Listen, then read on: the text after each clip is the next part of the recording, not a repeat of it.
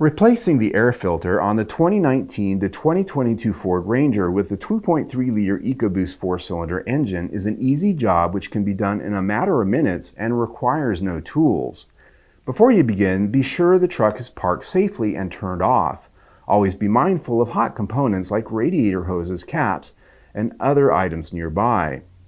The air filter element for the 2.3-liter EcoBoost in the Ford Ranger is located at the passenger side of the engine compartment in a large filter box just above the front wheel well. Removing the filter begins by removing the 3 clips on the back side of the air filter box.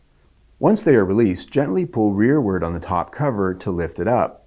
The cover is held in place at the front by tabs that will be free once it's pulled rearward. Be sure to carefully pull the coolant hose aside so you don't pull it loose working with the top cover. Once pulled up and away, you can lift the filter element out of the box.